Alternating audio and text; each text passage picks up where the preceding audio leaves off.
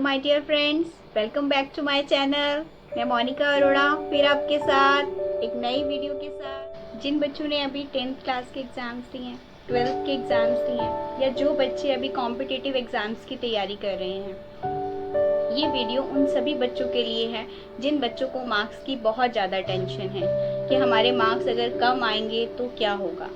तो इस वीडियो को बनाने का मेरा पर्पज़ यही था कि वो बच्चे इस वीडियो को ज़रूर देखें और शुरू से लेकर एंड तक देखें। अनिरुद्ध बहुत ही प्यारा बच्चा है, ब्रिलियंट स्टूडेंट है। शुरू से फर्स्ट आता है, फर्स्ट क्लास से लेकर टिल 11th क्लास तक फर्स्ट आया है। टॉपर रहा है अपने स्कूल का। स्पोर्ट एक्टिविटीज़ में बहुत अच्छा है, बहुत अच्छा आर्टिस्ट है, मल्टी टैलेंटेड है। अभी साइंस स्ट्रीम से है, आगे डॉक्टर बनना चाहता है क्योंकि मम्मा उसकी डॉक्टर हैं और पापा बाय प्रोफेशन इंजीनियर हैं। सबको उससे बहुत होप है। सबको पता है अनिरुद्ध इस बार भी क्लास में टॉप करेगा, फर्स्ट आएगा। सारे फ्रेंड्स को, सारे नेबर्स को, सबको लगता है अनिरुद्ध इस बार भी वंडर्स करेगा।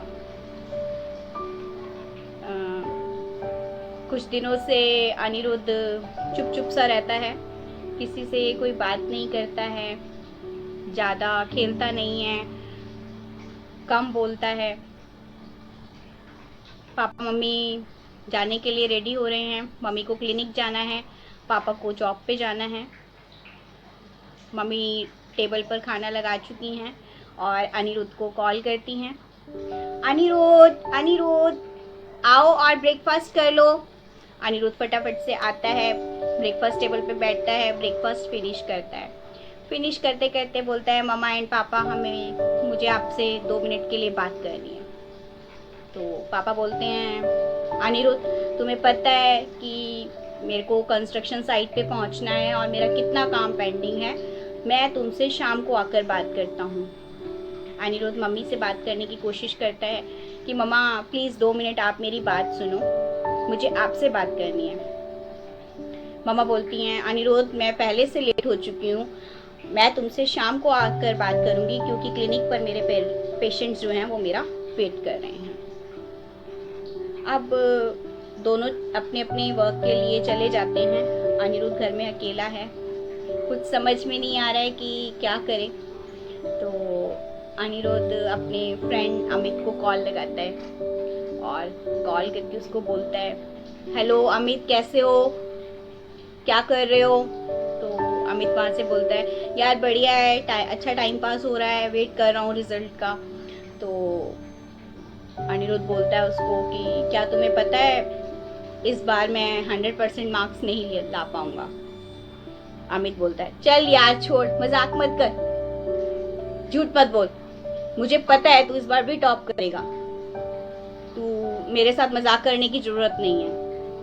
वो कहता है, सुनो अमित मैं सच कह रहा हूँ। कहता है, मुझे मालूम है, मुझे तुम्हारे बारे में कुछ नहीं सुनना, मुझे पता है तुम हर बार टॉप करते हो और इस बार भी तुम टॉप करोगे, दैट्स इट। और इतनी देर में अमित जो है वो फ़ोन को रख देता है। अब अनिरुद्ध अपनी दूसरी फ्रेंड शिप्रा को फ़ोन लगाता है। शिप्रा उसको बोलती है कि और अनिरुद्ध कैसे हो। तो वो कहता है कि शिप्रा मैं बहुत लो फील कर रहा हूँ और मतलब मुझे अच्छा फील नहीं हो रहा और मुझे कुछ बात है जो तुमसे शेयर करनी है कि इस बार मेरे एग्ज़ाम्स अच्छे नहीं हुए और मैं क्लास में फर्स्ट नहीं आ पाऊँगा।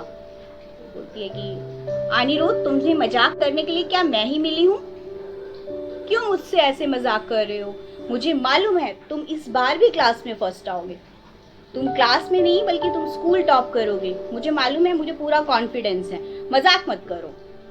और इधर उधर की बात करके शिप्रा भी फ़ोन रख देती है।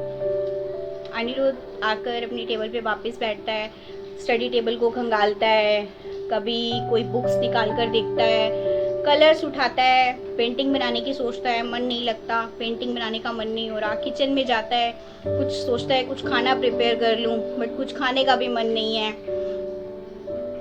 सोचता है चलो थोड़ी देर टीवी देखता हूँ, बट आज टीवी देखने का भी मन नहीं हो रहा है। इधर उधर करके थोड़ी देर टाइम अपना स्पेंड करता है। फिर सोचता है चलो लंच टाइम हो चुका है, एक बार फिर से मम्मा को कॉल लगाता हूँ, मम्मा से बात करता हूँ।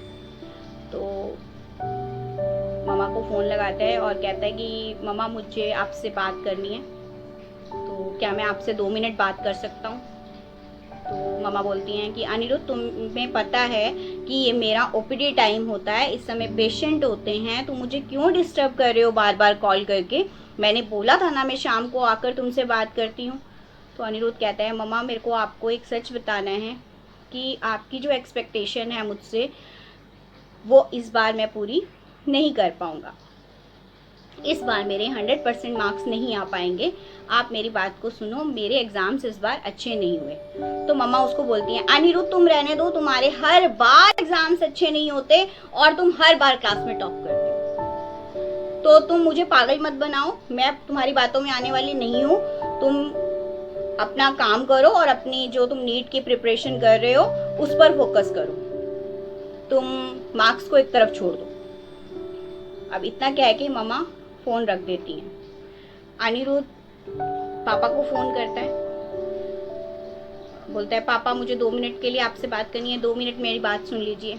पापा उधर से शाउटिंग वे में अनिरुद्ध को बोलते हैं अनिरुद्ध कितनी बार कहूँ तुम्हें कि मैं इस समय कंस्ट्रक्शन साइट पर हूँ, बार बार फ़ोन करके मुझे डिस्टर्ब नहीं करो।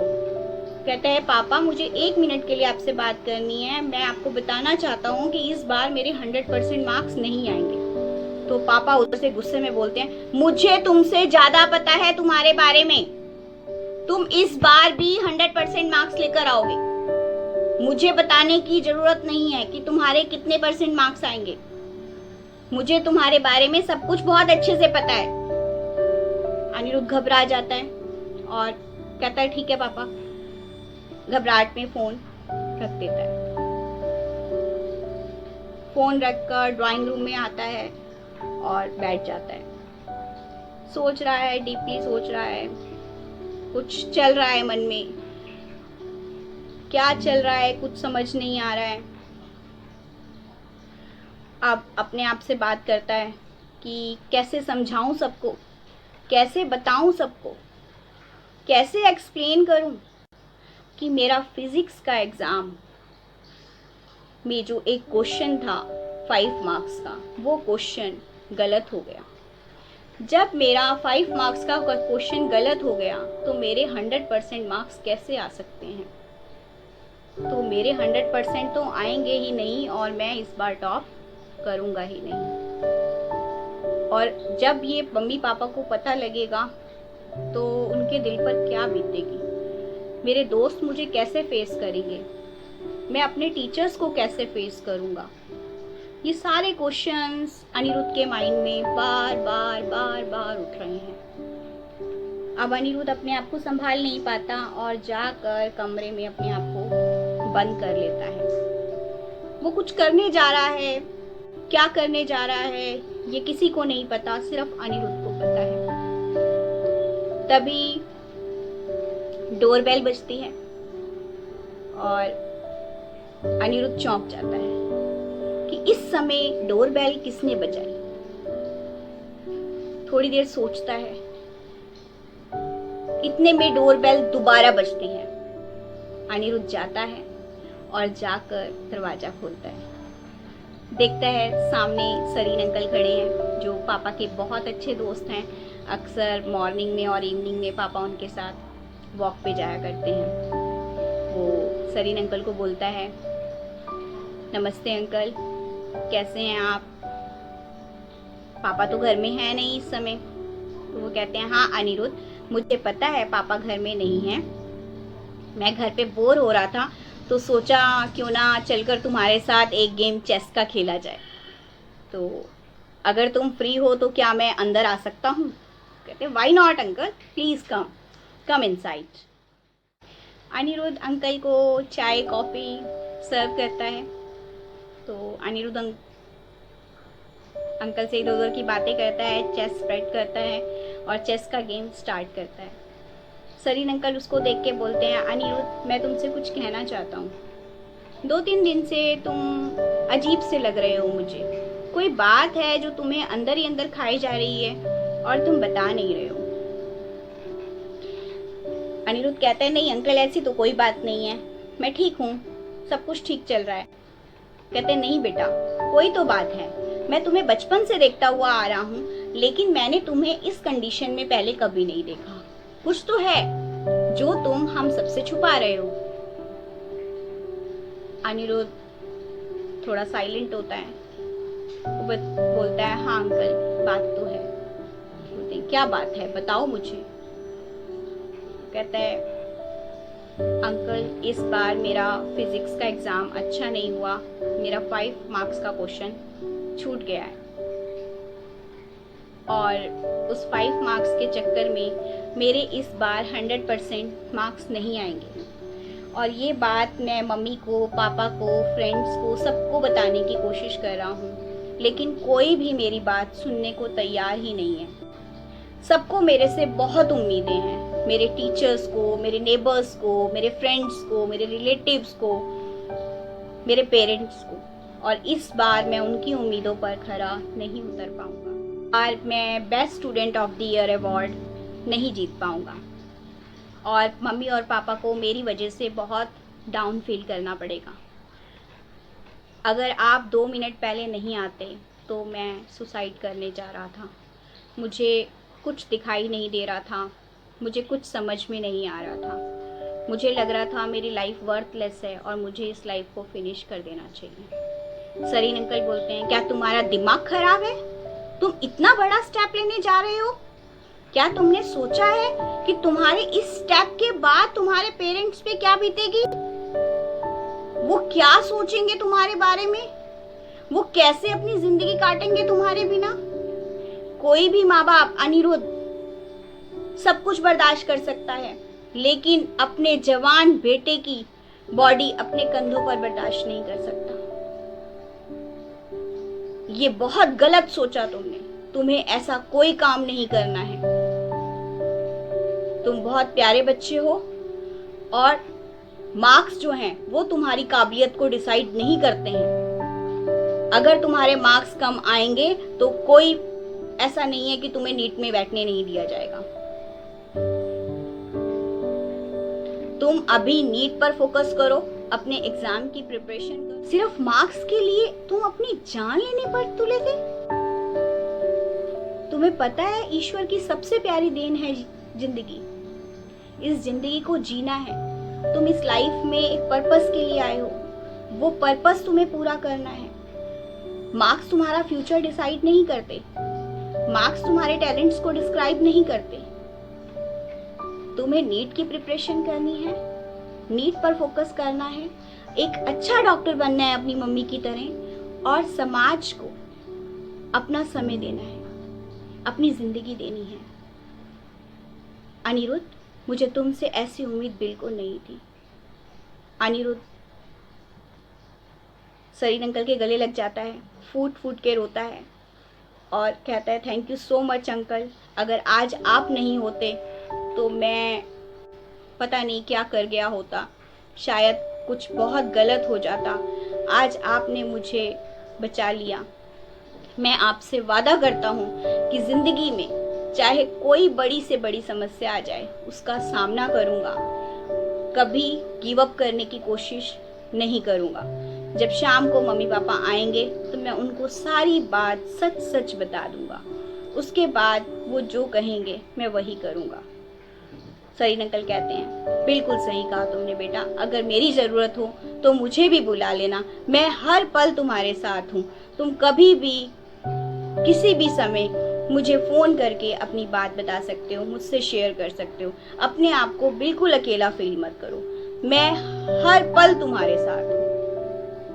इतना कहकर सरीन अंकल उसका माथा छू लेते हैं। मैं आप सभी बच्चों से यही कहना चाहूँगी कि आपके मार्क्स आपका फ्यूचर डिसाइड नहीं करते, आपके मार्क्स आपका टैलेंट डिसाइड नहीं करते। मार्क्स नहीं बताते कि आप लाइफ में क्या करेंगे। अगर आप लोग नीट की प्रिपरेशन कर रहे हैं, कॉम्पिटिटिव एग्ज़ाम्स की प्रिपरेशन कर रहे हैं, तो मैं आप सभी लोगों से कहना चाहूँगी, सिर्फ अपने हार्ड वर्क पे ध्यान दीजिए, मार्क्स पर ध्यान मत दीजिए।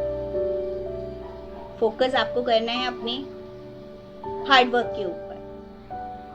जब आप डॉक्टर बन जाएंगे, इंजीनियर बन जाएंगे, या जो भी आपको अपनी लाइफ में करना है वो आप बन जाएंगे, तो कोई भी आपके पास आकर आपसे आपके मार्क्स पूछने वाला नहीं है। आपसे पूछा जाएगा, डॉक्टर साहब आपकी प्रैक्टिस कितनी है, डॉक्टर साहब आप कितने परफेक्ट हैं अपने वर्क में। आपके टैलेंट को सलाम होगा, आपके मार्क्स को सलाम नहीं होगा। कोई नहीं पूछेगा, डॉक्टर साहब आप मुझे बताइए आपने कौन से कॉलेज से अपनी MBBS की थी, अपनी MS की थी। Nobody will ask। हर कोई पूछेगा, हाँ डॉक्टर साहब सर्जरी कितनी परफेक्शन के साथ करते हैं। That's important, that's not important कि उन्होंने कितने मार्क्स लिए थे। Nobody will ask। इसी तरह से जब आप इंजीनियर बन जाएंगे तो आपका वर्क प्रोफाइल देखा जाएगा, आपके काम करने के तरीके को सैल्यूट किया जाएगा, आप कितनी एफिशिएंसी के साथ काम करते हैं, दैट्स इम्पॉर्टेंट थिंग। अगर मैं अपनी बात करूं तो I was last bencher. Class में बहुत कम बोलती थी, बिल्कुल साइलेंट रहती थी। मैथ से कौवे की तरह होता था, बहुत डरती थी मैथ से, भागती थी कि कहीं कोई टीचर मुझसे मैथ्स का कोई क्वेश्चन ना पूछ ले। बट आज की अगर बात करूं तो मैं मैथ्स पढ़ाती हूं, मेरे बच्चे टॉप करते हैं मैथ्स के अंदर, बहुत अच्छी टीचर हूं मैं, और मेरे बच्चे वंडर्स करते हैं मैथ्स में। तो आपकी स्किल्स, आपके टैलेंट, आपके हार्ड वर्क को सलाम मिलेगा। आपके मार्क्स को कहीं पर भी काउंट नहीं किया जाएगा। नीट के लिए आपको 100% लाने की जरूरत नहीं है, कॉम्पिटिटिव एग्जाम्स के लिए आपको 100% लाने की जरूरत नहीं है। सभी पेरेंट्स के लिए, जब हम बच्चों को बार बार बोलते हैं कि आपके 100% ही आएंगे, आप इतने मार्क्स लेकर ही आओगे, हमें उम्मीद है आप ये करोगे ही, तो हम इनडायरेक्टली उन पर एक प्रेशर क्रिएट करते हैं। और वो प्रेशर कई बार इतना ज़्यादा हो जाता है कि बच्चा आपसे शेयर नहीं कर पाता है। वो अंदर ही अंदर घुट रहा होता है, अंदर ही अंदर उस प्रेशर को फील कर रहा होता है, लेकिन आपसे शेयर नहीं कर पाता है। और वो प्रेशर कई बार इतना ज़्यादा हो जाता है कि वो एक डर का रूप ले लेता है, और उस डर के अंदर बच्चे वो स्टेप उठा जाते हैं जिसकी हम उम्मीद नहीं कर पाते हैं, और बाद में हमारे पास पछताने के अलावा कुछ नहीं होता। तो हमें बच्चों को वो प्रेशर बिल्कुल नहीं देना है, एज अ फ्रेंड उनके साथ बात करनी है। मार्क्स उनका फ्यूचर डिसाइड नहीं करते। ग्रेड्स के लिए बच्चों को मत दौड़ाइए, मत कहिए उनको इतने ग्रेड्स लाओगे तो ये होगा, इतने ग्रेड्स लाओगे तो बाइक मिलेगी, इतने ग्रेड्स लाओगे तो ये होगा, मत कहिए, छोड़ दीजिए। उनके फ्रेंड्स बनिए, उनके साथ बात कीजिए। अगर बच्चा सामने से आकर आपसे बात करना चाह रहा है, आपको कुछ बताना चाह रहा है, तो आपके पास कितना भी इम्पोर्टेंट काम हो, 2 मिनट के लिए वो काम भूल जाइए और उसकी बात सुनिए, क्योंकि उसकी जिंदगी से बढ़कर आपके लिए कुछ भी नहीं है। कल आप पूरी जिंदगी पछताते रहें, उससे बेटर है आज बैठकर 2 मिनट उनसे बात कीजिए, पॉजिटिवली बात कीजिए, उनको पॉजिटिव आंसर्स दीजिए। आप उनके सच्चे दोस्त हैं और आप ही उनको समझ सकते हैं, समझा सकते हैं और सही रास्ता दिखा सकते हैं। तो मैं यही कहना चाहूँगी कि अगर आपका कोई फ्रेंड सामने से आकर आपको बोलता है, सामने से आके आपको कोई शेयरिंग करना चाहता है, आपको अपने बारे में बताना चाहता है, तो प्लीज़ उसका मजाक मत उड़ाइए। ज़रूरी नहीं होता जो बच्चा हर साल क्लास में फर्स्ट आता है वो इस बार भी फर्स्ट आए। हो सकता है वो किसी डिप्रेशन में हो, कुछ आपसे शेयर करना चाह रहा हो, आपको उसकी बात सुननी है, फ्रेंड की तरह सुननी है, उसकी पूरी बात सुनिए, उसको सही से गाइड कीजिए। उसको दिए गए वो 2 मिनट 10 मिनट उसकी लाइफ के लिए बहुत इम्पॉर्टेंट हो सकते हैं।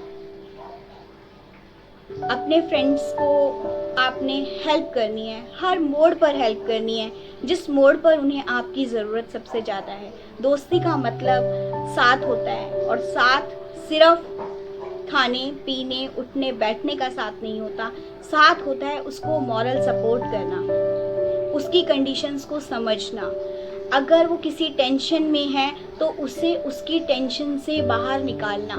और कोई भी आपका फ्रेंड आपको कॉल करके कहता है या आपको मिलकर कहता है कि मेरा सुसाइड करने का मन कर रहा है, मेरे अंदर ऐसी फीलिंग्स आ रही हैं, तो प्लीज़ उसको मजाक में मत लीजिए, सीरियसली उससे बात कीजिए, क्योंकि उसको उस समय पर आपकी सबसे ज़्यादा ज़रूरत होती है, और आपकी वो छोटी सी हेल्प उसकी लाइफ को बचा सकती है। आपको खुद एहसास होगा कि आपने क्या कर दिया। जो भी बच्चे मेरी ये वीडियो देख रहे हैं उनसे मैं कहना चाहूँगी, मेरी ये वीडियो अपने पेरेंट्स को ज़रूर दिखाएं, और जो पेरेंट्स मेरी ये वीडियो वॉच कर रहे हैं उनसे मैं कहना चाहूँगी मेरी इस वीडियो को अपने बच्चों के साथ ज़रूर शेयर कीजिए। और आपके आसपास कुछ बच्चे ऐसे होंगे जो इस समय सचमुच में इस कंडीशन से गुजर रहे हैं, बहुत ज़्यादा मार्क्स को लेकर टेंशन में हैं, तो उन बच्चों के साथ मेरी इस वीडियो को ज़्यादा से ज़्यादा शेयर करें। अगर रियली आपको मेरी वीडियोस पसंद आ रही हैं तो मेरे चैनल को सब्सक्राइब कीजिए, वीडियोस को लाइक कीजिए, अपने फ्रेंड्स के साथ ज़्यादा से ज़्यादा शेयर कीजिए, और नीचे बेल आइकन को प्रेस करना बिल्कुल मत भूलिए। Thank you so much for watching. मिलते हैं नई वीडियो के साथ जल्दी ही। Thank you.